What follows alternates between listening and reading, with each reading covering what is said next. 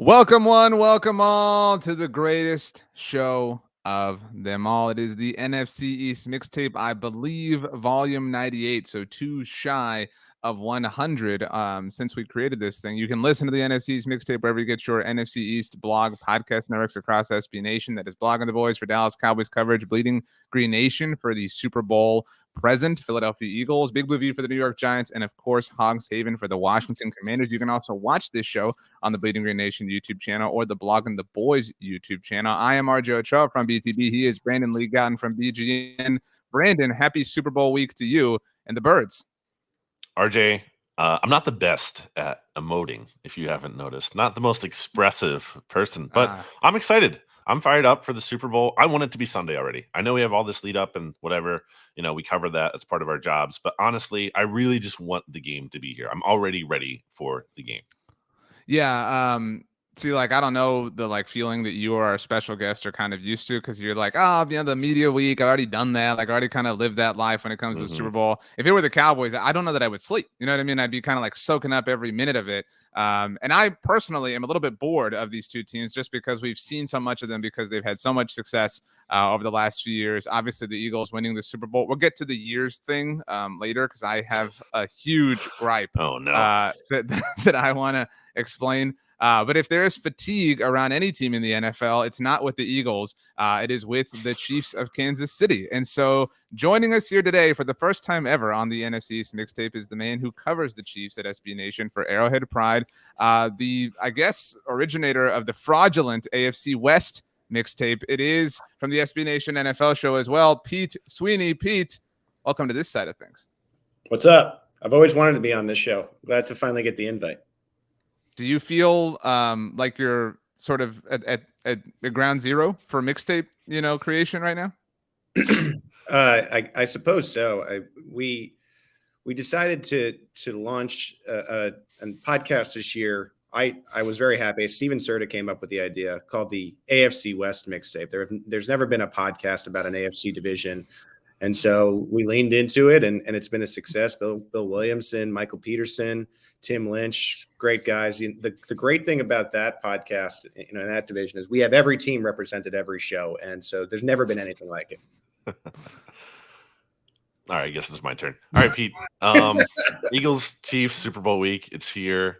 So much to talk about. So much to get into. I just want to take the temperature, I guess, at the top.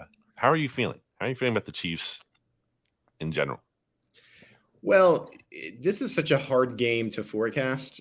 Not that, for example, we're talking about division games. Division games always feel a little bit easier because the teams know each other so well, and there's so much to refer back to. But when you get to the Super Bowl, and man, as RJ was saying, and I'm not trying to brag here, I've been able to cover this game. This is my third time in a couple of years, and it's so different. And how many? How many would you say? I'm just curious for the purposes of the discussion. Oh no, three Super Bowls. Three Super Bowls. 3 Super Bowls in how many years? 5 years, 4 years. 3 and 4. Anyway, I just think when you get to this game, it's just so hard to predict because we're so, I think, and you guys can probably relate to this, you're so NFC focused all year. I mean, yeah, you have a couple games that the AFC plays the NFC during the season, but you're really looking and studying a lot of the AFC teams. And so it's a little bit foreign to you when all of a sudden to have your season be a success, you have to end up beating this other really good team you don't know a lot about. Now there's all this crossover with Andy Reid and the Kelsey brothers and angles, but it's good. I mean, my temperature is heating up. I'm trying not to peak too soon. It is only Tuesday right now, but it's exciting. And I think, and trying to take any bias from you or me aside, I think the NFL got the two best teams this year that could possibly get. So hopefully that pans out in a good game on Sunday. Well, thankfully, I'm here to not be biased at all with regards to this game. Pete, so I'll be honest. I did not think, and we were in Miami together for the Super Bowl that the Chiefs won. And I was not at the time all too impressed with the Niners. Now, my impression of them has obviously grown in stature since then. They've obviously done some impressive things this season. Obviously, I picked them to win the NFC Championship game. That went a weird way, whatever. But that was never really in doubt for me. That just kind of felt inevitable. The next year, I, along with Brandon, we were the only two people actually from SB Nation's experts group to pick the Bucs. Now, I picked them them because I wanted it to happen. Brandon picked them as a joke, so I really should only get the credit for that particular game. But I wanted it to happen despite, because I had some Chiefs fatigue. But I thought the Chiefs would win handily. This is maybe the most concerned I've been about the Chiefs in a Super Bowl. Do you share that sentiment? Like, is this the best team they've gone up against in their three? The Bucs team was pretty good defensively. They were cooking, and they had a lot of weapons on offense, and Gronk and Brady had their thing going again. I think my concern is a little bit less in this one, only because the offensive line is healthy. And I was slightly concerned heading into the Chiefs-Bucs game, and I think we all missed the boat on that. We knew it was a story, but nobody thought it would be the story of the game. And so coming into this one, and I think when you get to this game, and maybe Brandon will disagree with me here, I think experience really matters, for the quarterback play. And just the fact that Mahomes will have an offensive line that isn't the third backup at each position gives me a little bit more confidence. Now you're facing the best pass rush team in the NFL, so I think they're going to have to help them. But I'm slightly less concerned maybe than the Bucs, just because from a health standpoint, the Chiefs are in pretty good shape. They're really only going to be missing wide receiver Mecole Hardman, who's more of a role guy for them. Yeah, when you talk about the pass rush too, I mean, it's dominant. Historically, Eagles have sacked, this comes from our good friend Shil Kapadia, Eagles have sacked opposing quarterbacks on 11.5% of their pass plays. It's the highest mark of any defense since at least 2000. And the difference in sack rate between the Eagles at number 1 this year and the Patriots at number 2 is the same difference between the Patriots and the number 29 Bengals. So that is insane. Like, that is a huge drop off from just 1 to 2. Really quickly too, like the personnel for the Eagles defensively is what Patrick Mahomes tends to have trouble with. Whereas if a team has the personnel where you don't have to blitz and you could rush 3 or 4 and have your guys play cover on their pass catchers, those are usually the teams that give Pat the most trouble. Now, not every team has personnel like the Eagles do, which is why the Chiefs win a lot of football games. Yeah, and to that point, I mean, I said the Eagles have sacked opposing quarterbacks on 11.5% of their pass plays. It's actually even better when they only rush fewer 4 defenders. When you look at that rate, it's 11.8%. So, yes, I guess that's the key question here. That's probably the top matchup of the game. If you're an Eagles fan listening to this, you're wondering, how do the Eagles hope to contain Patrick Mahomes? And as someone who has watched Patrick Mahomes a lot, Pete, there aren't many games where he plays poorly, but like, is there any kind of through line in those games? Is there anything that's key, I guess, beyond just getting home with 4?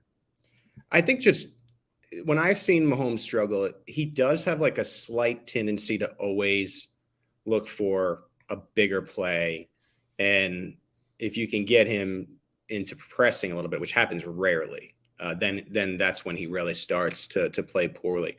And as I was saying, and building upon the last point, I think teams that give Pat trouble and the Chiefs offense trouble force him to play in the intermediate and tempt him to throw deep into double coverage. He's done a much better job at that this year than he did in previous years. The Chiefs have started to adapt, and I think that naturally happened when you no longer have Tyreek Hill.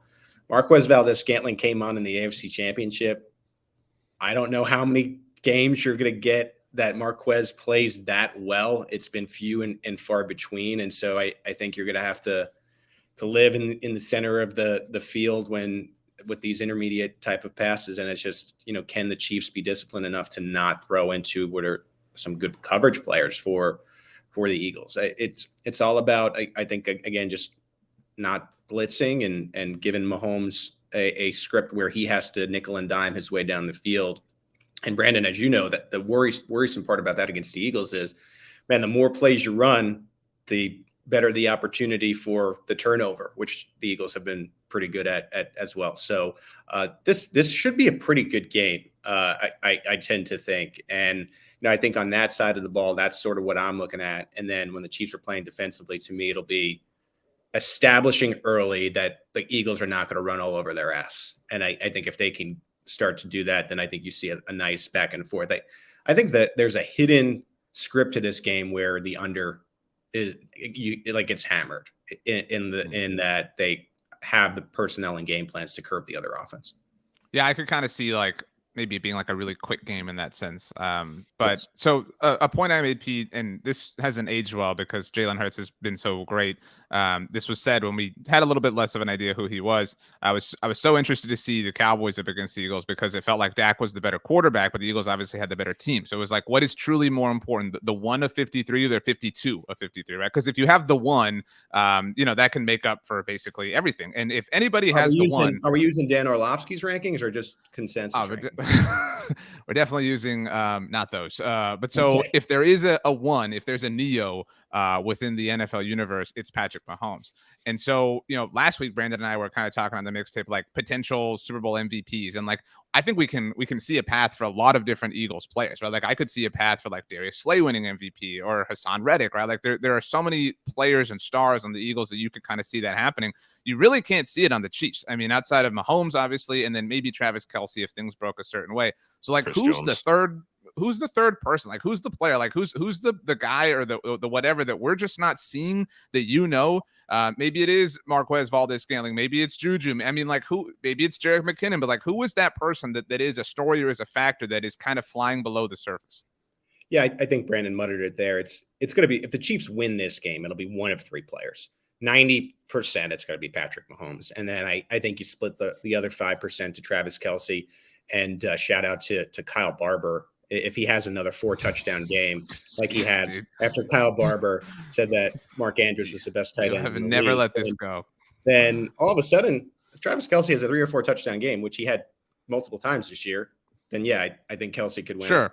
Same thing on the defensive side. If what I was just saying, the under plays out, like suddenly these high-powered offenses finish in a 17-14 game, that you never expected, and Chris Jones has 2 to 3 sacks, and I think you see a window for that. But more than likely, I mean, I would be stunned if the MVP at the end of this game is not Hurts or Mahomes. I would be. I mean, the percentage of it has to be for those 2 guys has to be north of 95%. Like it's going to be one of those 2 guys.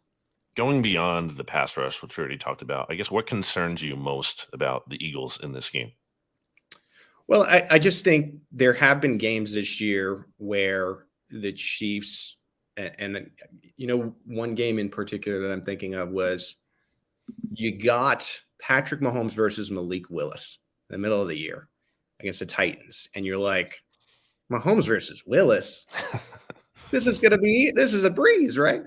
But Derrick Henry ran 9 carries for 92 yards in the first half, and they ran the clock out of the half, essentially, with the lead. The Titans had the lead with Malik Willis at Arrowhead Stadium. And GEHA Field, please. Right, the G, as Susie Colbert likes to call it. Now, I wonder if there is a plan where the Eagles, and it's a different run game, right, than Derrick Henry, you're just handing it off. I wonder if there's a plan where you see them use the quarterback and the running backs and play that type of game where, let's say the Eagles were to get the ball first, 14 plays, 13 plays, 11 minutes off the clock. The Chiefs get the ball for the first time down 7 with 4 minutes left. And let's say the Eagles defense performs well and manages a 3 or 6 and out. And then they're getting the ball at the start of the second quarter with that run game that did what it just did. I think that's the key for me, because I think the Chiefs can dictate that early. Like they want Jalen Hurts to throw the football, right? Like that's what I think you want to see. So establishing that the run defense is going to play well early, and then in the meantime, getting the ball back and scoring. So like, I mean, it's simple. Yeah, you got to score points to win the game. But if the Chiefs can say, all right, you're not going to run on us today, and then come out to like a 10 to 14 point lead, I'm going to be feeling pretty good about the Kansas City's chances. It's just the Eagles, I think, are going to want to establish that type of game early. Pete, I'll give you a chance to defend this point that Brandon and I brought up last week. There's been a lot of chatter, obviously, about the Eagles haven't played anybody. Brock Purdy injured in the title game. The Giants were kind of frauds, whatever, easiest strength of schedule, blah, blah, blah. What is the signature win of the Chiefs season? We were genuinely struggling to answer that ourselves. We talked about how, the Eagles flew close to the sun against the Colts. The Chiefs lost to the Colts. I mean, the Chiefs went to overtime against the Texans, right? Like there's a lot of people who kind of feel like the Chiefs aren't taking the same sort of heat. The answer we kind of landed on, because we also talked about the Malik Willis thing and the struggle, and because that was kind of a game-winning drive sort of situation. We talked about the Niners win, but again, like that was, that was a little bit different. Kind of hard to really value that. But what is the answer in your opinion? I just pulled up the schedule. The Chiefs had a really you don't have it memorized. Embarrassing. The Chiefs had a really soft end of their schedule. I know that he asked for one game, but I would point to 3 games when they played their best. Against the Bucs and 49ers before their bye. Going into those games, the Bucs and 49ers were getting Eagles like, this defense is incredible. You can't stop them. And they dropped 40 on both teams going into those games. I know that we thought differently about the Bucs at the end of the year. And then I think there was a game that they flexed to Sunday Night Football on November 20th against a playoff team, Brandon Staley's Chargers. And this was a game that they didn't have Juju Smith-Schuster, and the Chargers ended up taking the lead 3 different times in this game. And Kansas City just kept going and going and going. And that, to me, just shows you that, like, you can't count the Chiefs out. And then for me, too, I think the Chiefs played a much better quarterback in the AFC title. I know you probably don't want that as an answer, but I think if you could design a season and you can slam a button, hey, you're going to have to play a really good defense, but their quarterback is going to be the last pick in the draft. I mean, I think everybody's hammering that magic button. So I don't think that if there's one benefit to the Chiefs as far as like a mystery goes, the Eagles have not played a team like this in the playoffs. And like, I just think as much as there's a scenario where the Eagles could dominate the game if they utilize the run game, I think there's a like smack them in the mouth type of, we're not dealing with the Giants anymore, or what would be Brock Purdy. I mean, this is the MVP of the league. So that plays, I think the Chiefs have like some slightly tougher games along the way, and the Eagles can't control their schedule. It's a Brandon's continued point, and I agree with this. It's like, yeah, they had the schedule they had, but they were smacking these teams. Well, they earned it. That's the point, Brandon. Like, just like the Chiefs was a little bit more debatable, obviously, with everything. Yeah. But like, if you earn the 1 seed, you earned the 1 seed. Yeah, and this is not going to be popular with Brandon. And I'm sorry, Brandon, but I think the Chiefs have already played the best team they're going to play in these playoffs in the Bengals. I think the Bengals would have beaten the Eagles as well. Bulletin board material, baby. And he's on Twitter at PG Sweeney, just for all of the Eagles fans to listen. I think the Eagles are a great team. I just don't think they're better than the Bengals or the Chiefs. Eagles were 7-1 when they faced playoff teams this season with a league-leading 115-point differential. That's 51 points better than any other team. And the one loss was to the Cowboys, as RJ will remember, with Gardner Minshew starting at quarterback. So, I think you have to consider that. The Chiefs and Eagles both have some bad losses on there. I mean, the Colts game was a disaster. But then you turn to the Commanders thing. So yeah, I think those games were in a similar veins of like kind of fluky. I remember you were saying I didn't watch the Colts game, but I know you said like there are a lot of drops and just kind of like weird timing things in there. It was a lot of special teams gaffes. They had, I don't know how this guy named Matt Amendola continued to get jobs all year, because he was one of the worst professional kickers that I had ever seen. And they ended up going for fake field goals in this game. And Chris Jones talked to Matt Ryan, which got Matt Ryan to extend the game-winning drive, maybe the last good moment of his career. So, yeah, I mean, fluky for the Chiefs, too, and they played pretty well, and then only ended up losing to 2 contenders the rest of the way. So, my last question for you is, you already kind of talked about what the story is if the Chiefs win this game on Monday Football Monday last week on the SB Nation NFL show in terms of being a dynasty because of multiple Super Bowls and then just being there and having the success they've had. It's 5 straight AFC championship games. Let's flip it around the other way. What's the story if they go to 5 straight AFC championship games? Like Andy Reid once upon a time went 2-4 in Philly and didn't win any Super Bowls. You have didn't he play in 5 straight though? I guess I thought it was 4. I don't know. Anyway, the point is, like, you make it to the point is the larger point here is like, what is the story if they lose this game? Yeah, I think you're right on it. It's Andy Reid. I mean, regardless of how the game goes, I think the biggest story coming out of it will be what it means for the narrative of Andy Reid, because it's one game, right? And in the grand scheme of things, it really could go either way. I mean, I'm not sitting here telling you I think the Chiefs would win 10 out of 10 times. That'd be ridiculous. Like maybe I'm at 6 or 7, right? So it's possible and it's unfair. But if the Chiefs win this game, Andy Reid begins to be talked about in the realm of Belichick and those types of, is this really one of the best head coaches of all time, if not the best? Because now you have guys that could say, well, he's really been successful with 2 franchises. Bill can't say that. Like there's things Bill can't say that Andy has accomplished. Now, if he loses, I think a lot of people 10 years from now, 20 years from now, as you tell the story of Andy Reid, he'll be this coach, and a lot of people will always counter with, yeah, but, he got to those championship games, but could never really get it done. Yeah, they did it the one year, but that took a 10-point comeback in the fourth quarter. Like that was kind of miraculous, right? Like against a coach who's kind of known for collapsing late in games. And a quarterback who isn't amazing. In conference title. Yeah. And it's unfair because it's just so hard to get to that point. And like, if you really look at even the Brady Super Bowls, right? A couple of the, a lot of them could have went either way, but they happen to go his way, and he's the best quarterback of all time, and no one's going to argue that. But man, the margin was small, and so I don't know how fair that is, but that's the reality. It's a tale of 2 very different narratives for Andy Reid.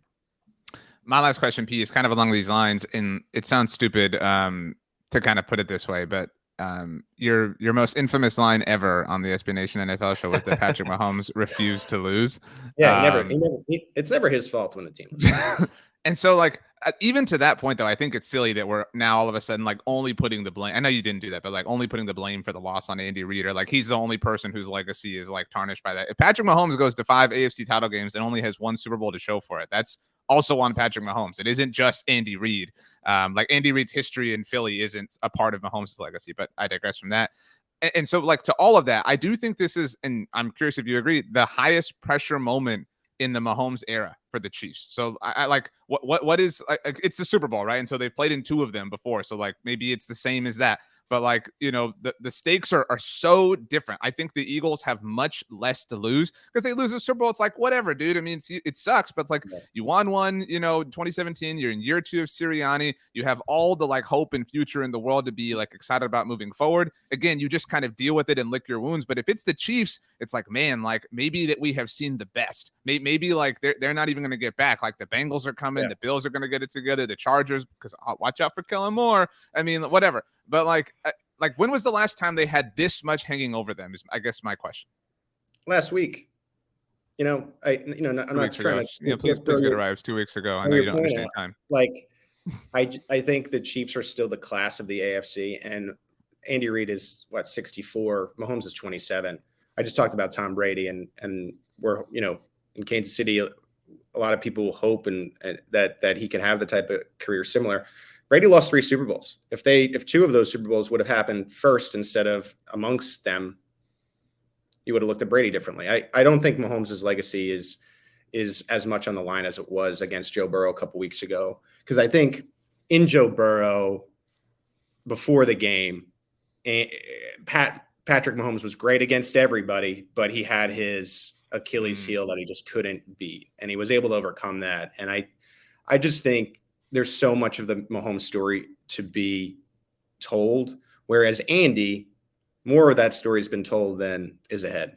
We know that. I don't know how many years it's going to be, but it's 20 years are behind him already, right? Maybe it's 5, 6, whatever. So it matters more because the time is limited for Andy Reid. I think the bigger loss for Mahomes would have been against Burrow again for the 4th time in like 400 days, allowing them to go to the Super Bowl last year. That was a big monkey off his back. And then, not to say that he's not going to be refusing to lose against the Philadelphia Eagles, but I just think the pressure of the quarterback to an extent was more against that AFC foe last week. And like I said, I think, and this is what, again, 2 very good teams, what tips the scale for me is just that experience of being here before. I think there's a scenario in which this is too high pressure of a moment for Jalen Hurts. Not to say that he is faltered along the way here, but I just think that experience of being in the championship game is important, I think, as the Chiefs go into this. He is on Twitter at score prediction G Sween. Made a score prediction out of this. Do I have to give an exact score? I'm still working on it. I kind of have an idea of what I see happening. You can give us one with the qualifier that it's subject to change. So like we're not going to hold you to it. This isn't necessarily your final. Yeah, we need it, but you can change it. I like the Chiefs by 10. Okay. I think that I just think that they're going to have a good plan. Not enjoying this. My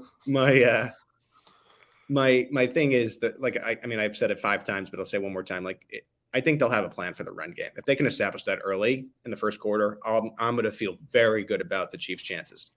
My prediction is going to go out the window if they, run 60 yards in the first drive and suddenly the Eagles have the lead. Yeah.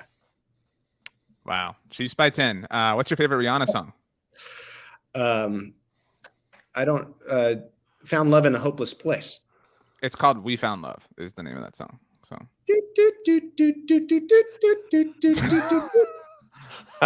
he is on Twitter at PG Sweeney, so you can tell him what you think of his Chiefs by 10 score prediction. You can hear him on the SB Nation NFL show with me. He won't be there on Monday. Well, actually, I don't know. You were supposed to answer that Slack message, so we still don't know if you're going to be there. I'll get you that. I'll get that to you. Yeah, thanks a lot, Pete. Pete, you have a wonderful day. Can you tell us, actually, last question, who the pre-come up of the week is for the Super Bowl? Ooh. Shoot. Hopefully not Kenny Gainwell, right? I guess let's go Juju on the big stage. Seems like he's going to be able to play. So I just saw that he has an incentive in his contract that if the Chiefs win, he wins $1 million with as long as he has 50% playing time in the game. So Juju didn't sign for a lot of money. He was slightly under 1,000 yards this year. If he has a big Super Bowl, it not only, as you would say, we're saying, would get him money instantly, but I think he stands to make a lot of money in the free agency market as well. So, Pete Sweeney, everybody check out arrowheadpride.com. One love. We found love. He's out of here. Should we take a break and then come back and wrap this whole thing up with some Eagles talk? Yeah, I have some reactions to what Pete said, but we can get to it after the break. Okay, we will be right back. Welcome back. While we were gone, Brandon, you went and looked through your Rihanna discography collection, and you have a suggestion for your favorite Rihanna song. Yeah, I mean, it's obviously Umbrella, a classic. I was going to say, please don't stop the music. So I'm glad we at least had 3 different answers here. Can I go first with reactions to Pete? Because this is the Eagles side of the conversation. But I think you will find my reactions interesting. Okay. Obviously rooting for the Chiefs. And I have a bit of a closing statement I want to get off, before we leave here. So I'm obviously rooting for the Chiefs. Not a fan of anything Pete said. That's some bad vibes, super scary vibes. That is counting. I feel like the chickens are being counted and they haven't hatched yet. Now I will give the Chiefs, I understand. I know people clap back at this idea. I understand if you, whoever you are, have some fatigue about the Chiefs, right? That's natural, right? It's boring and dated. You've seen it a million times. We've heard all these stories. The Kelsey Bowl stuff is fun and a cool twist, Andy Reid, whatever. But I get it if you have some Mahomes fatigue. I am all for rolling out the red carpet a little bit further if they win this game, especially the way Pete said, right? If you go in there and you shut down this Eagles team that nobody's been able to shut down all season long, by all means, we'll line up and we'll sing your praises. But to act like it's and I know he's not proclaiming anything, but to act like it's reasonably within the realm of possibility is a bit of an assumption I wouldn't make personally. And so some bad vibes. I do not want to see the reality that I think is going to unfold based on what Pete said.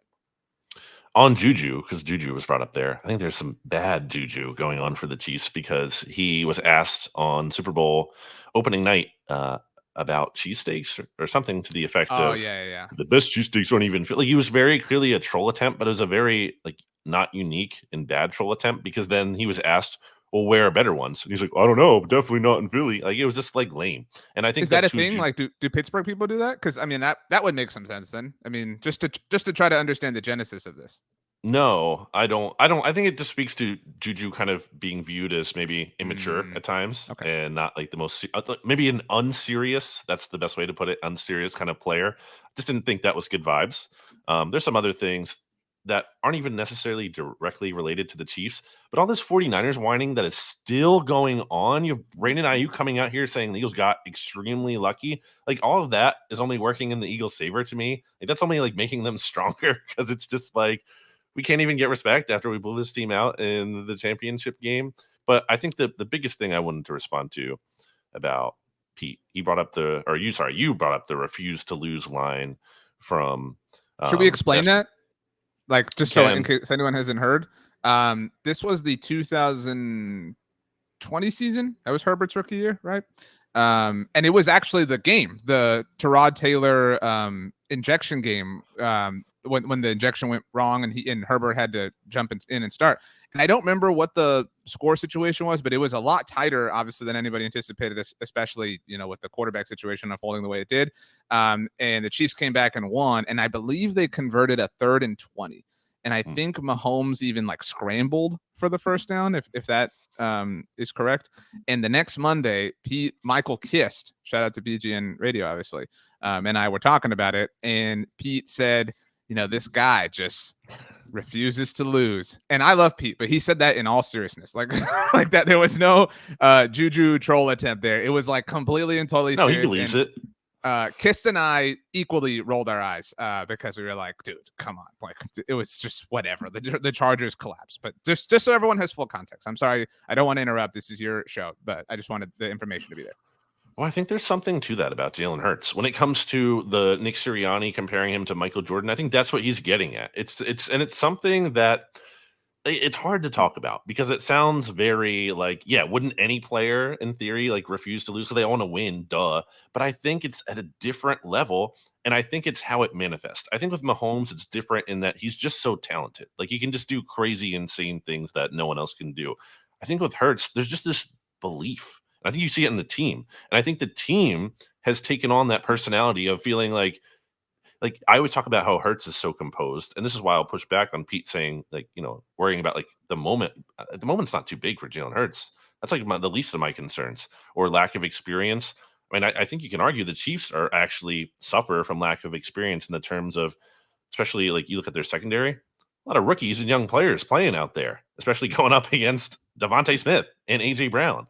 But Hurts might be young, but like, I don't worry about any kind of moment being too big for him by any means. I think that's that's something he has covered. He is super composed, and I think the whole team has taken on that vibe. I think they're loose. I don't see any concerns about this team being uptight.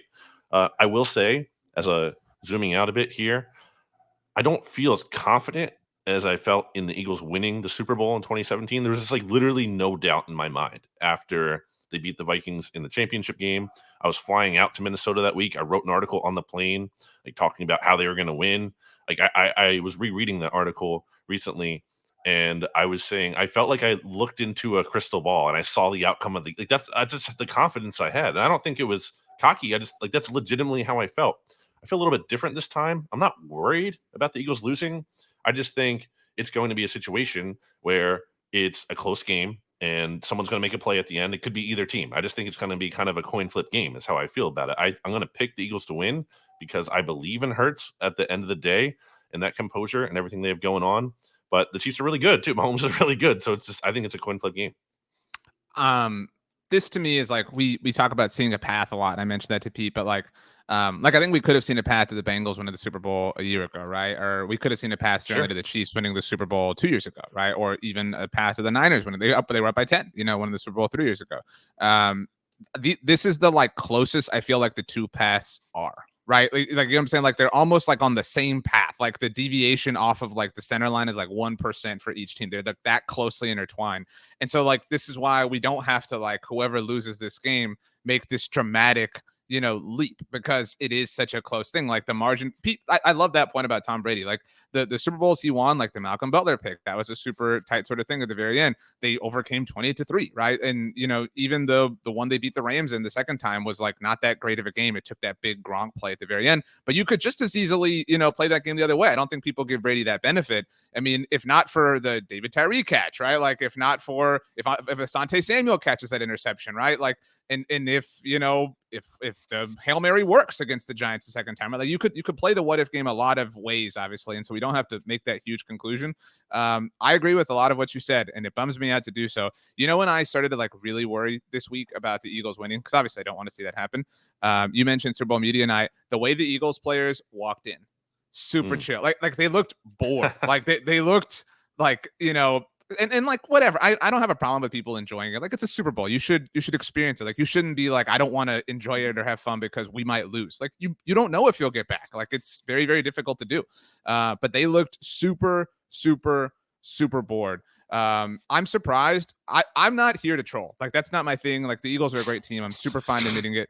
But I'm surprised we haven't heard like, well, Jalen Hurts got pulled in the national championship. I really thought we'd get that kind of like take this week, and the week is still young. But so maybe like it's not like he has no experience. Like I recognize that's not the Super Bowl, but like the dude has played in some massive college football moments and some massive NFL games. So whatever. I recognize Mahomes has obviously played in some big games. I don't know. It's so hard to get a read on the Chiefs because like I think that the Eagles, to me, generally, like this is the disposition of Philly as a whole, tries to like underdog it up. And so it is strange when you're not the underdog, right? I remember after the Seahawks won the NFC title game against McCarthy's Packers, the crazy comeback. I don't know if it was Jermaine Kearse or Doug Baldwin was like screaming into the camera. They were like, y'all doubted us. It was like, you were the 1 seed at home. Like, what are you talking about? Like, I mean, Belichick did that with the Patriots all the time. Like that's one of the things I want to give him credit for. He always had that mentality. Yeah. All I'm saying is like, it does sound silly on paper to be like, 100%. For either of these two teams to be like, everybody's doubting us. Like, what are you talking about? Like, you just said on paper last week. Right. Eagles felt slighted because George Kittle said on paper the Eagles defense is good on paper, which I thought was a really tame. I don't even think he was taking a shot. Maybe like very subtle, very slight, but the Eagles used it as fuel. And I think that's a credit to Sirianni. Hey, Julian Love out here in Good Morning Football criticizing Nick Sirianni, saying he's just along for the ride and anyone could coach that team to a Super Bowl. I mean, I think one of the great things that Sirianni has done is fostered this culture of, hey, we are the underdogs. Or people, we're being disrespected. We're not getting that proper respect. And is it silly? Maybe. Yeah, but I think it's working for them. It's like what you say about the getting all these people to believe the sky is orange, right? If they do, then it is. To believe the sky is orange, then it is orange. And so, I'm with you. And I've given Sirianni his credit for that. I know a lot of people think it's silly or whatever, but if it works, right? Like if it has a tangible effect, then who cares, right? Like if you win the Super Bowl, who cares? Like nobody will care if you win the Super Bowl. And so but that's another reason, real quick, that why like I'm more confident in the Eagles. Like, why is Julian Love coming out and saying that? What does he have to gain? Why is Brandon Ayuk coming out and saying that? You're just giving this team that you hate more fuel. Like, don't do that. If I really try to remove my obvious bias against the Eagles, so like I'm really doing my best here. I think that football fans feel cheated. Not that the Eagles are cheating or anything, but I feel like people like it's so kind of boring to not see like this great team get tested, right? And so like you can argue that like we talked about how it felt like we were robbed of a great game in the NFC title game, whatever. And like that's just the schedule. So I think that like that's like a deep psychological thing for people is they feel cheated or robbed or whatever, that like this Eagles team hasn't really been pushed. And like we've talked about the Cowboys game, like, yeah, they were pushed in that game and they lost, but it wasn't Jalen. You know what I mean? Like it doesn't feel like we've really seen them push to their brink. And I think people want to see that. If that happens and they win, I think people will really celebrate them. So we can all admit, right, that if the Eagles do beat Patrick Mahomes and Andy Reid, we can't say that anymore, right? Is it only, well, they only had the one good game? Like can we admit that if they win this game, that there's nothing fluky about it and they actually deserve respect? I'm going to say two things that I really wish weren't true, but they have to be true if the Eagles win this game. One, what you just said is true. But two, if the Eagles win this game, like any Super Bowl win is sweet, right? Like, nobody cares like how you won the Super Bowl. If you win it, cool. But like if the Eagles win the Super Bowl and you're an Eagles fan, like, and if you're like a conscious Eagles fan, right? Like obviously there are little kids that are Eagles fans that won't remember this or whatever. Believe me, I know that life. But like, this is the two best Super Bowl wins you could possibly have. Yeah. I don't know of a way to like dream one up that would be greater. Like Brady, it would have been cool. It would have been cooler. Mahomes, the full story was cool, but it would have been cooler to not have to deal with the like drama afterwards. I think that's fair to say. Like that was probably annoying, but still, like the further and further we get away from it. I just saw before we started recording that Nick Foles wants to retire an Eagle, right? Like, so that is cool for the obvious reasons. So if you knock off Brady and you knock off the dude that everybody says is Brady and the dude who's only been knocked off by Brady, you know what I mean? Like it's really sweet. Lovie Smith and Rex Grossman. Sure. Yeah. I mean, if you're talking about, Peyton, fine, we can call Peyton great. Like, we don't have to, pick up. Well, I'm just saying, like, if you're going to talk about, like, the contrast, that's what it is. Right. And so, and I've said this before, too. If the Eagles, if we just look at this season, this is people say this expression a lot, like, oh, it was like a Madden game, right? Like the quarterback threw for 300 yards, the running back ran for 100, the receivers got 100 yards each. This is like a Madden season. This is like a franchise season. If you're like running the Eagles, right? Like everybody's an all-pro, everybody's a Pro Bowler, everybody set records. You know what I mean? Like, and then they won the Super Bowl. Like nobody will like. People can say whatever they want. Like, and that's I said I wanted to have like a closing statement. I'm not saying we have to end, but like my whole perspective here, I hope the Eagles lose with all of me. But if they win, they're a great team. They are a great team no matter what. But if they win, like, and you're an Eagles fan, like rub it in everyone's face, like rub it in my face. Like you deserve it. Like it is such a sweet season.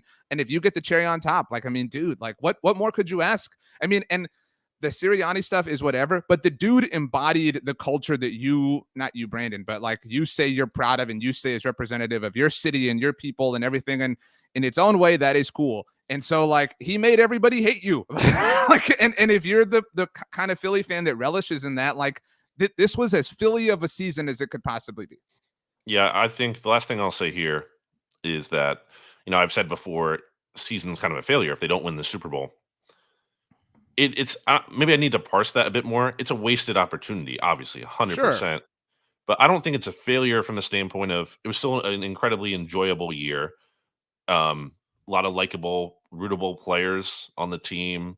You talked future about too. And Jalen Hurts is 24. He's going to be here for the future. A lot of things will change. You can't just take for granted that this window is going to stay open forever. The Eagles' last Super Bowl run is an example of that. But at the same time, just because that happened doesn't mean it will necessarily again. And I think there is more staying power with this quarterback. To your point about Super Bowl opening night and the confidence that you saw in the team, how about just the talent? Like, look at all the players, the stars on the podiums that the Eagles had versus like you have George Karlaftis, Benjamin Solak made this point on the Philly Special podcast. Like he's one of the players at their podium. He's like a rookie defensive end. Like nice player. I like George Karlaftis. I think he's a nice player. But you have like that as one of your top representatives versus Hassan Reddick, right? AJ Brown and Hassan Reddick and Brandon Graham and Devon and like just all these like stars on this roster, which is no surprise. We talked about how loaded the Eagles are.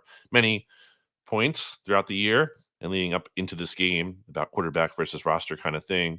But yeah, I mean, at the end of the day, this is like a team you can be proud of, right? Like this is a team that like you're very proud of. They historic season in terms of sacks, in terms of wins. You're feeling good about a lot of things, not guaranteed to happen again, but there's reason to believe, especially in an NFC conference that does not have a bunch of apparent power players with staying power in terms of like, these are the clear behemoths of the conference, much like the AFC does by contrast, then yeah, you feel good about that. What's your prediction for this game, or do you want to make that later? In a little bit. I just have a few more like kind of things I want to tidy up here. On the Hassan Reddick point, I still believe Micah Parsons is a better player. I'm not here to like sing that song and dance, but he's but it an wasn't amazing that far player. off. At worst case, I don't want to call it an annoyance, and it has nothing to do with Hassan, but like, and I've given Howie Roseman an enormous amount of credit. In fact, I'm the true Howie stan on this show, at least. If we want to give Howie, we should give Howie credit for the AJ Brown trade by all means. Like Howie, and I was wrong. I read my apology letter, et cetera, et cetera. I think we need to stop giving Howie credit for the Hassan Reddick thing. Like you yourself have talked about, like it wasn't a big deal. Hang on, just hear me out. There's no way Howie saw this. Like, no. Like, there's no way Howie saw this. That's what I'm saying. Like, Hassan deserves the credit for this. Like, you know what I'm saying? Like he deserves a lot of credit, but I think more than one thing can be true. It's fine. Multiple things can be true. All I'm saying is it was a good bet, Howie. RJ. It was a really good bet to make. No, you're betting on a play. I'm not. This is not a criticism by any means. I'm saying I don't think Hassan individually gets enough credit for his season. And I know you've been high on him, but like Howie clearly saw something with AJ Brown, right? Which is why he was willing to send the compensation that he was, and he gave him the deal that he did.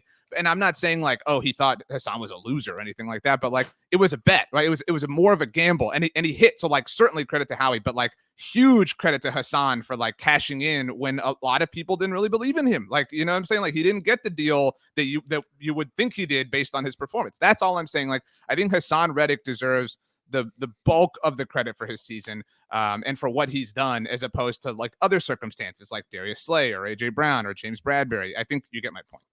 I think it's important to give credit to the players like you're doing there. I think a lot of people tend to kind of fall into a trap of when they talk about Jordan Mailata, who's had a lot of success coming from literally never playing football at any level to being, like a very high quality left tackle in the NFL. And a lot of people want to be like, Jeff Stoutland, made him. And it's like, yes, I definitely want to give the Eagles offensive line coach, who's clearly very good and just signed an extension, credit, but you have to give Jordan Mailata a lot of credit too, because he put a lot of like the hard work in to become that player. That's my point. So I get that, but I again, from a bet standpoint, I love the bet because you're just looking at his production that he had, his age, the fact that he was so misused and didn't even play a ton early in his career. Like, you made a logical bet. And for the money, he's not even a top 15 paid edge player. That's insane. He's 19 and a half sacks in 19 games. Like, that is correct. You don't like those kind of players don't even become available, first of all, on the market. And then second of all, when they do, you have to pay like out the wazoo for that.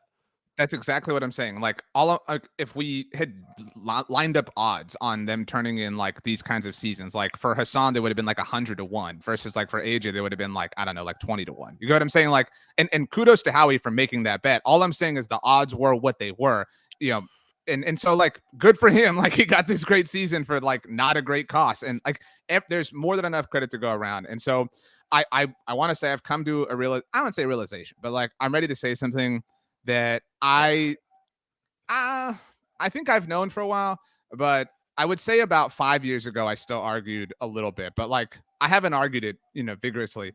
That Jason Kelce is obviously the best, offensive lineman, whatever. Called him the most overrated. Well, so there was a little bit of like name value to that I do think serves with other players, not him, like when it comes to Pro Bowls and stuff like that. So that was kind of where I was coming from. And obviously I thought very highly of Travis Frederick. So like, looking, within the division, it was a really interesting conversation for a while. There's no question that Jason Kelce is the superior player. This is my take. Jason Kelce is the best Eagles player that I have seen in my lifetime. Like, nobody else has been as great of a player for the Eagles specifically as Jason Kelce has in my lifetime. That's where I'm willing to come down. Like, I think that highly of him.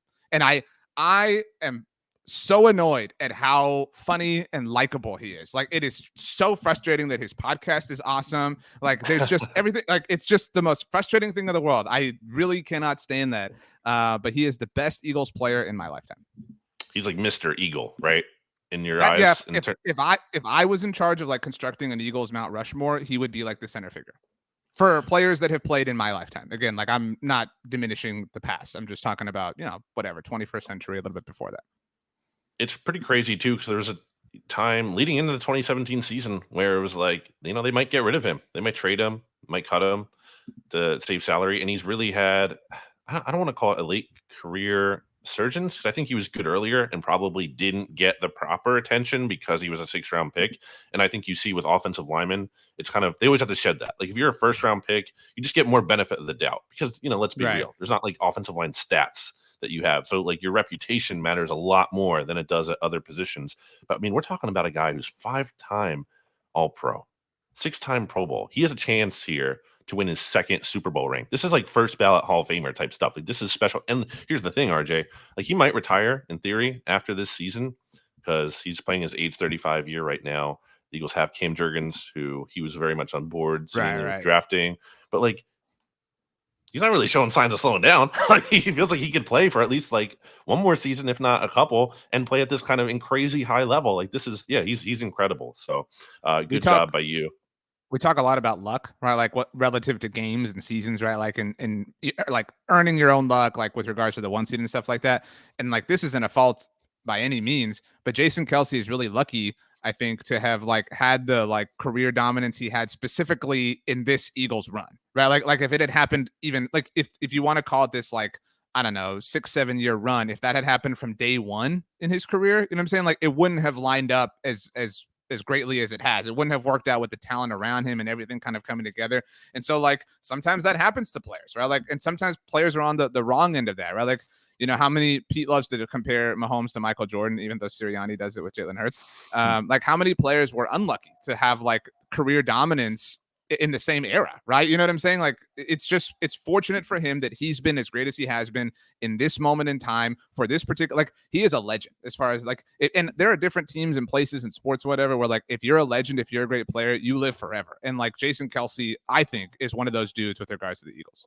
Yeah, and Brandon Graham too. You know, it's a little Sure, bit different in terms of BG doesn't have the all pros, but I mean, he's almost more of Mr. Eagle to me, just from a standpoint of it. He doesn't have to be, he's a very good player, but it doesn't have to be just star player. It's not always that obvious. Sometimes it can be just a player who's been around for so long and is such a good dude off the field. I mean, him and Kelce are kind of hand in hand in that regard. And Nick Sirianni always credits having both of those guys as why he felt like he was able to have success, or at least have confidence coming into this coaching opportunity. Because it wasn't like he was just taking over this totally young roster with no leadership. Like he really leaned on Brandon Graham and Jason Kelce. So I think those are kind of pillars of this Eagles era, specifically under Sirianni, in addition to what they've done in the past. And they're hugely important to the team. Are you ready to make your Super Bowl pick? I want to say one last thing before I do, because I tweeted about this, and you putting agree it off. with me. No. Look, you agree with me. The Eagles are playing in their second Super Bowl in 6 years. How is this complicated to people? I don't understand this. I know you agree with me. You agreed with me on the show last week. Year doesn't mean anything to me in football because it's not a real thing. Because they play in multiple it is a real, years. Like, if you call it seasons or years or Super Bowls, they're seasons. That's what they call them. We call them seasons. Even if you go by that's years, what we call them. Literally, what we call them. But it is still 6. Like if you call it years, if you call it seasons, if you call it Super Bowls, it is a set of 6, no matter what you're talking about. That's my point. If the Eagles won the Super Bowl, like they did, let's say on February 4th, 2018, and then let's say they won the next Super Bowl the next year. So they won. You would not say they won 2 Super Bowls in a year. Like you would not say that. Like no one would say that. Nope. I mean, they might. Like, no, but it wouldn't even be true. Like that's what I'm saying. Like nobody would say that because it wouldn't be true or correct. Would you say, Brandon, that the Cowboys in the 90s won 3 Super Bowls in 3 years? Because the first one was the 92 season. The time frame of that. They won 3 out of 4. Would you ever refer to that as 3 Super Bowls in 3 years? No, they won in 1992, 1993, and 1995. All right, I can't do this. People get so mad about this in the comments that it made me upset. My problem with this is the people who are like, "Oh no, it happened on February 4th, 2018." You're not counting that. You're just taking that one day. Like you're not actually counting that year, that season, that Super Bowl. Make your prediction. I am picking the Chiefs to win. I'm not gonna like 10 points. I really no. I'm not that bullish. 31-30. Wow. Yeah, I mean, I think that's what it's going to be. I really want that. I want something awesome. Like I want something fun. I do kind of feel like the playoffs as a whole have been kind of lackluster. What was the best game this playoff season? Like maybe the AFC title game, but speaking personally, the Cowboys ruined, maybe. Well, the Cowboys ruined the AFC title game for me because right after the Eagles won the NFC title, that was when they moved on from Kellen Moore. So I spent half of the AFC title game doing crap with that. So I really want to just like see an epic game. That's what I want, but I'll take the Chiefs to win. Like I said, 31-30. Now you're going to make your pick a lot, obviously, in a lot of different places. You're picking the Eagles to win. So if you want to change your score, by all means. So give us a score. I'm not ready to say a score, but okay. Then don't give us a score, but give us something that you believe will happen. Not that's a part of our same game parlay, because Brandon and I will do that with Steven Serta on Friday on the Look Ahead on the SB Nation NFL show. But something, it can be silly, it can be mundane, it can be big, it can be important, it can be epic, iconic, whatever you want. Something that will happen besides the Eagles winning. It just feels very hard to believe that we've seen, like, it feels like AJ Brown's due. He had these quieter games against these 3 for 22 against the Giants. I forget what he had against the 49ers, but it wasn't much. He's going to get in the end zone, or if not, he's going to have a big day. Like this Chiefs defense Jarius Sneed is a good player. He's a nice player. At the end of the day, though, I just feel like, AJ Brown's also really, really good, and he's too good for him to have this quiet of a playoff. So I think he's going to go off in this game. I think he's going to have a big game. Almost maybe he's being slept on a little bit just because he's been quiet recently. It's like, oh yeah, he's really good. We forgot about that. So I think he's going to have a big game. I don't want the Eagles in the Super Bowl, as mentioned, but like it would make sense if they wanted for AJ to have had a big season. Like that was the big like if there was a poster for like the moves, so to speak, that Howie made, it would be AJ Brown, right? Like no disrespect to James Bradbury or anything, you know what I mean? Like Jordan Davis, like all these other things were big and important, Hassan Reddick, but like the big, you know, sort of meaty thing that he did was trading for AJ Brown, and that paid off over and over and over and over again. So it would just be symbolic or parallel or whatever for him to have a big game. And he hasn't been far off. Like the past 2 games, I've mentioned this before, and it's a concern with Hurts going into the Super Bowl. We'll see how he's doing with his downfield passing because he hasn't been great since coming back from the injury. But he's been open on 2 deep shots, and Hurts just hasn't hit him. So he's been getting open. Like that's not the issue. It's not like he's been struggling. It's just it hasn't materialized yet, and I feel like it's due to happen. So I'm leaning Eagles.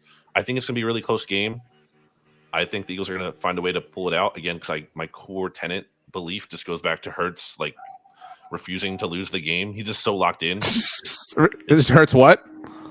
What is Hurts doing to the game? He's refusing to lose the game. He's refusing to lose. Interesting. It's the battle of the 2 quarterbacks who refuse to lose. The first Super Bowl like that. I was right on something I said to Pete on Monday Football Monday. This is the first playoff game that Patrick Mahomes is playing and wearing his white jersey. So along those white lines, jersey, I have red pants. Right. I have a question for you. So I've actually seen Seamus writing and doing stories about this. Like, I guess it's like impossible to get a green Eagles jersey, like with the Super Bowl patch on it right now. I did not see. I saw he wrote that story. With all due respect, Seamus, I did not open that story because I'm working on things. I haven't had the chance to do it yet. Sure.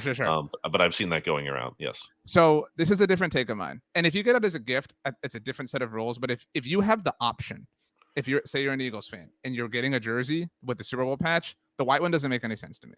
Like, again, if you have the option, I understand that there are like limited quantities and things like that. But like, if you're getting the jersey with the Super Bowl 57 patch and you're an Eagles fan, you have to get the green one because that's the one they're wearing in the game. The white one makes no sense. Barring, maybe you don't have the money for it or whatever, or it's a gift or, whatever. Assuming all things are equal. That's what I'm saying. Like equal opportunity, equal cost, whatever. But you ever notice the Chiefs have a lot of patches? Like Patrick Mahomes has a lot of patches. They have Mahomes. I don't know why they have the AFC patch. Have you ever what is the deal? Like I don't know. Why do we need this? So we've got AFC, we've got captain's patch. Now we've got. How do you feel about the turtlenecks that they always rock in the pictures? Like the pictures of the players, the profiles, like the headshots. They always have You've never noticed that? They're like the only team that does that. They always have the white turtleneck in the pictures, where everyone else is just normal. To your point, it's not like a modern, like Under Armour, Nike, thing. It's like a cotton, like a Christmas sweater. Yeah, like it's like is it a mock? Right, that's what it's called. Like it's like it's a vintage looking thing. I kind of like that. Like I like some of the. There's not a lot of teams that have super traditionally things like that. Yeah, like I like how the Packers have like a seamstress that does things. Like it's not like like stuff like that's cool to me. And I like how traditional the Chiefs are. I will say this. I really tried my best not to troll. If the Chiefs win, I will absolutely tweet that Dallas beat the Eagles in the Super Bowl because they used to be the Dallas Texans. So that will be the one trolly thing I do. It's really that's very pathetic, but okay.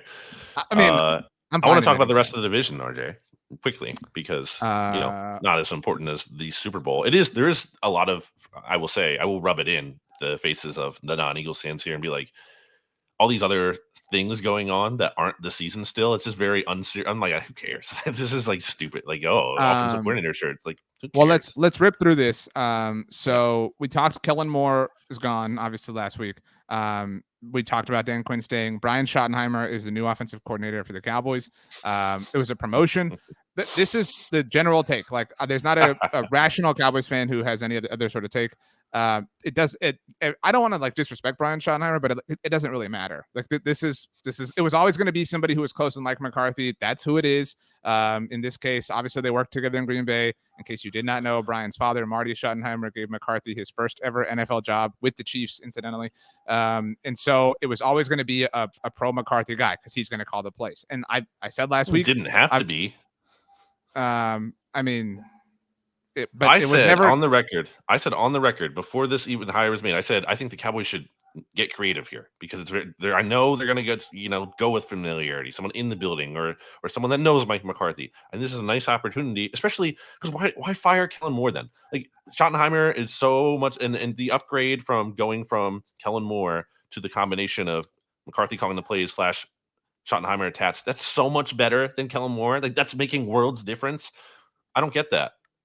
I mean, again, I'm not if you're gonna make a change, make a change. Well, I'm answering the question, like why it was done. It was because they had to make a move. Like they had to do something. There had to be a fall guy for everything. Like so that like it had to be Kellen Moore. Like of all the available options, it had to be. I mean, like like you can laugh and snicker, but like that's the truth.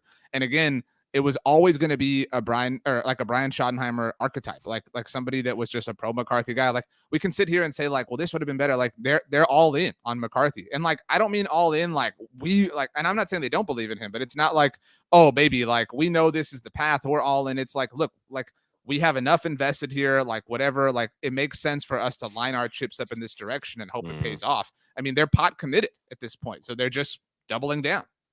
I feel like Cowboys fans should feel like the team could have done better. They could have been a little bit more creative. They didn't have to just bring in someone that McCarthy knew. They could have gotten someone here who could bring some fresh, new ideas to the table. That seems like a unique opportunity to do so if you're getting rid of Kellen Moore, as opposed to just someone who's going to be in lockstep with the play calling head coach at this point, especially considering Schottenheimer's resume, right? Like this isn't a dude who has had such great success. And like, oh, this is so inspiring. You look at his track record. I'm sure you've seen the Roger Sherman tweet, formerly of SB Nation, Roger Sherman at Roger on Twitter, who has like the breakdown of like 28th ranked offense when he was the Washington quarterback coach. And then when he was in San Diego, the only year of Drew Brees' career where he didn't look like a Hall of Famer, and then so on and so forth. Just a big resume of not being impressive, including the Cowboys playoff win over the Seahawks, where the Seahawks stubbornly refused to throw the ball at all for some reason and had to get the ball to Mike Davis and Chris Carson a bunch of times, even though it wasn't working clearly, and had success whenever they did actually throw the ball. Like it just feels like they could have done better. That's how I feel about it. Like I'm looking at this move, I'm like, great. I'm not going to sit here and tell you like how are you not respecting the hire, but like it makes sense with what they're lined up to do. Like, and so and they needed somebody who had a heavier emphasis on running the ball and like to install the offense in that sense. Absolutely means Zeke and Pollard are both coming back, by the way. See, like you're just doing the like silly low hanging fruit thing when there's like I believe that wholeheartedly. That would be wrong. Like because like again, they want somebody to install the offense and to like develop the run game during the week. And Mike McCarthy is going to focus on the passing game. Like that's his thing. Like, and so obviously he trusts Brian Schottenheimer to install the offense and set things up. And so it makes sense. I'm not going to sit here and like bet on that, but it does make sense based on the variables and circumstances that they have in this particular moment.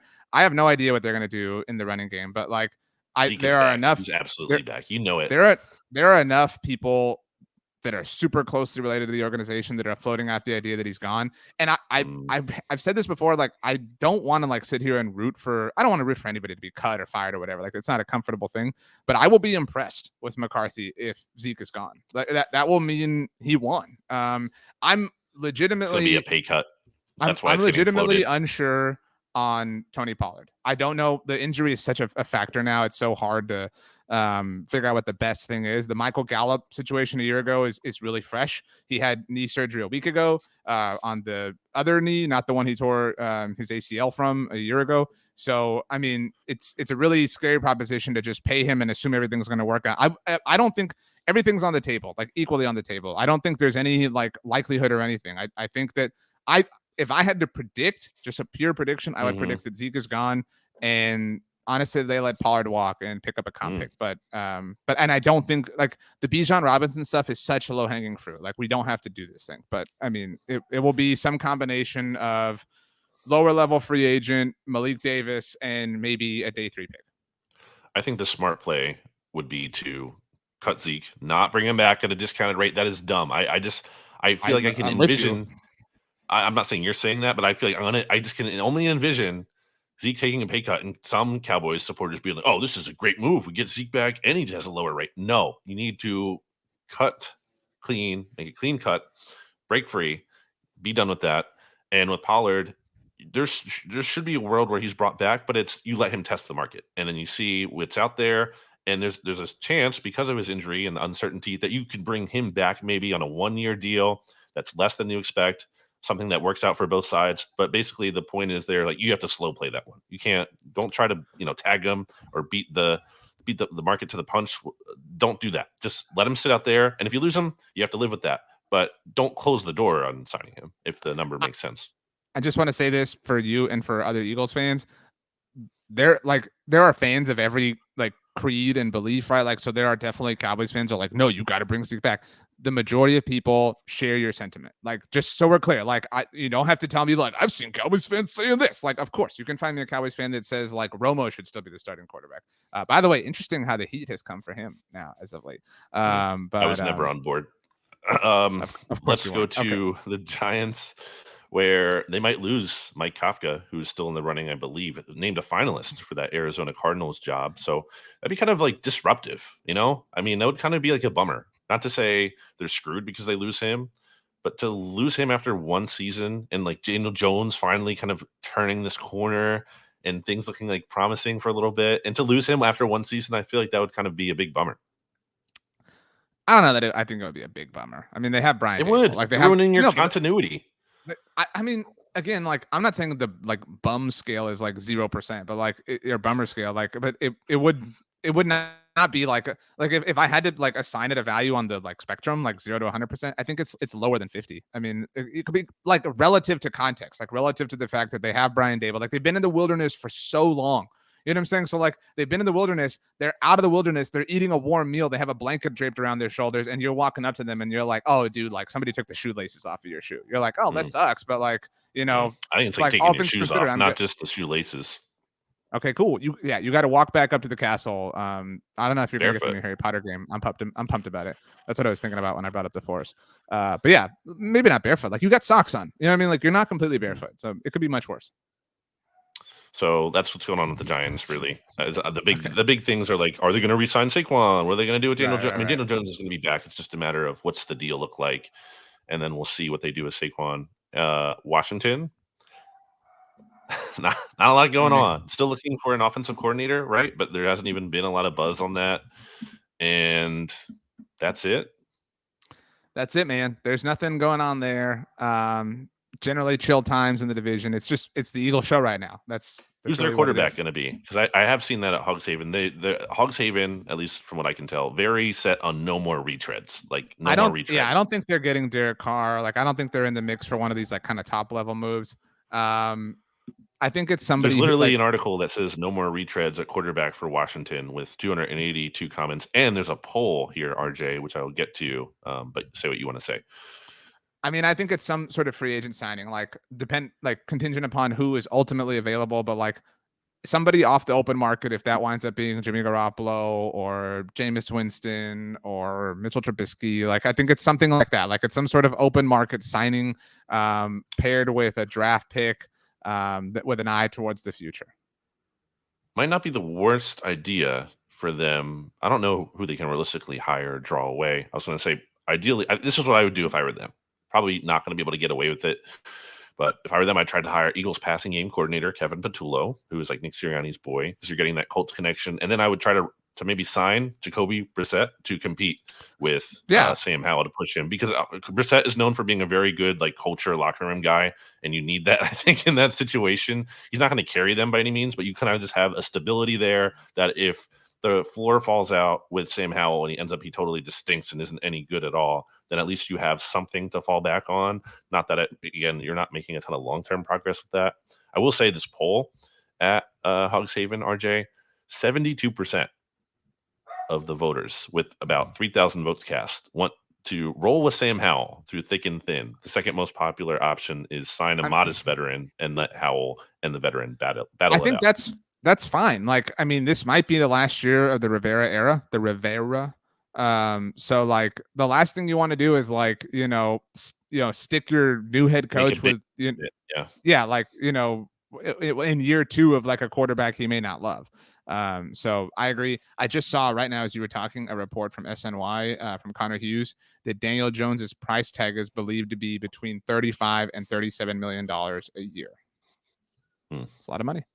It's not. I think it's really not relative to the quarterback market, but no, yeah. that's why like people that are like Dak's making $40 million a year. If Daniel Jones is making $35 or $37 million a year, and Dak's making $40 million a year, like sign me up for this reality. Like that's an incredible bargain. Like there's really no bargains at quarterback for the most part. I mean, it's a bargain relative. It becomes a bargain like as soon as the next deal is signed. That's the way. But I mean, yes, relatively, but in terms of like a bigger scale, no. It's either like quarterbacks are usually paid nothing at all, relatively, like the rookies, or a ton. And it's various amounts of a ton.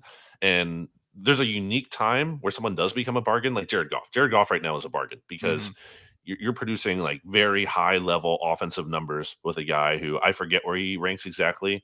But because of the Lions trading for him too and not owing him that guaranteed money, and because of how long ago he signed that deal, like that's a legitimate bargain for the production you're getting out of that another player. Example. But here's the thing with those guys, that doesn't last. Like I guarantee you, Jared Goff is going to get some kind of like extra incentive or more guarantees thrown onto his deal because there's like a respect thing with that. And these agents of these quarterbacks aren't going to just allow the teams to get away with like having a super crazy bargain. There's going to be something done to rectify that. It won't be he becomes the highest paid quarterback, but you're not going to get away with like an absolute steal like that. You're just not. So agreed. Yeah, they're going to have to pay Jim outside of the player being on their rookie contract, which by the way, Yeah. we'll obviously talk about Jalen Hurts and everything. We've got big time players in the NFC East eligible for new deals this offseason. Jalen Hurts leads the way. CeeDee Lamb, Trayvon Diggs.